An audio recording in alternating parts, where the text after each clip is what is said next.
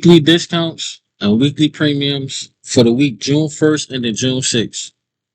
What's up, YouTube? It's your boy King, and I'm back to get you prepped for the week on the dollar, NQ, and ES. Try to keep this video like less than 8 minutes. So let's get it started. Alright, so on the monthly, alright, so first of all, I'm going short on the dollar for the month, but for the week, I'm looking to buy the dollar. So I'm buying the dollar right now for this week because on the monthly, you got a big fair value gap up here, and these are going to be the premium prices if we're going short for the month.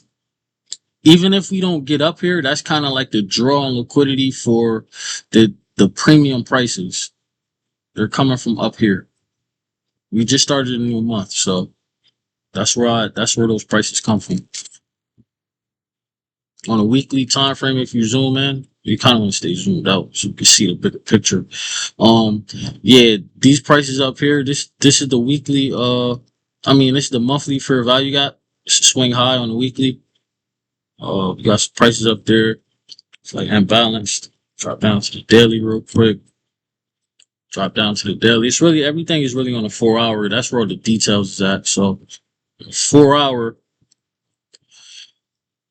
up here, these prices are my monthly premiums.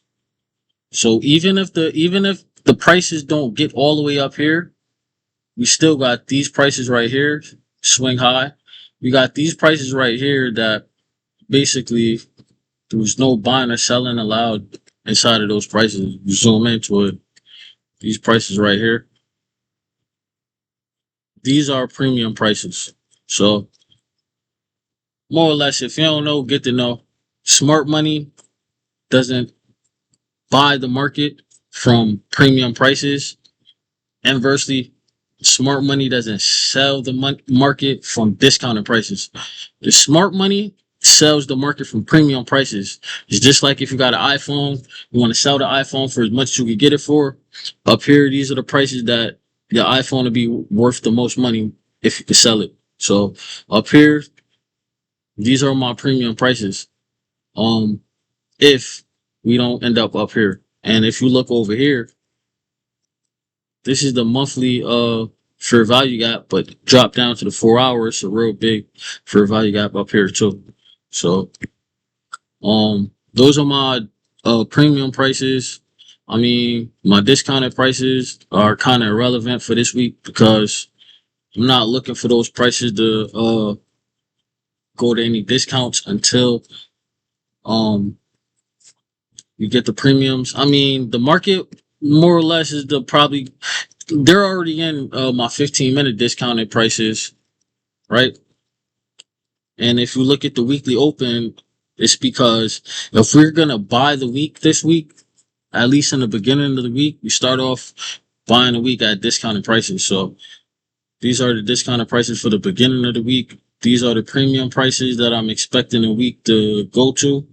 And yeah, we'll go over here to ES real quick. On ES, I'm gonna drop down to the daily real quick. So if I'm going long on the dollar for this week, then I should be going short on ES. So for ES, the discounted prices are right here. You got a daily discount, volume imbalance right here. These prices are from last week. So see, we still didn't reach those prices yet. So that's where I see the market getting to. Drop down to 4 hour. So if we supposed to be going short on the market this week in ES, you got to go short from a premium. The premium prices are up here. So the first premium price, you got this swing high right here. That's the first premium price. The second premium price is this fair value gap right here. Fair value gap is my second premium prices. So when the market starts pricing in the premiums, we may or we may not get all the way into this fair value gap. Just depending on how much of a rush the market is to get to the discounted prices. But if you drop down to the 15-minute real quick, so I want to go short on this week. So market opened up and it already started going into the premium prices. So that's kind of like a sign for me that the market may possibly start nice and early, building up into the premiums, and then going short into the discounted prices. Yeah, go over here to NQ real quick. Finish this video off. All right, so on this the continuous contract on NQ. I use the continuous contract on NQ because I don't trade NQ. I just use it like used for like a cracking correlation, like I said in my other video. So if so I'm going short on the ES, I'm going long on the dollar for this week. So if we're going short on ES, you're going short on NQ. Where the premiums right here. They kind of got like the same premiums. You got a fair value gap here on NQ, but go to the 4-hour. You got the same fair value gap in the same area on the ES. So that's where I find my cracking correlation at. These prices need to be moving like in tandem, kind of doing the same things. So I'm looking for those prices to go into the premiums and then get into the discounts right here. Drop down to the 15 so you can see a little bit of see it in a little bit more detail. And if you look at market structure too, the market structure from up here going down here, all of this market structure right here is kind of like bearish market structure.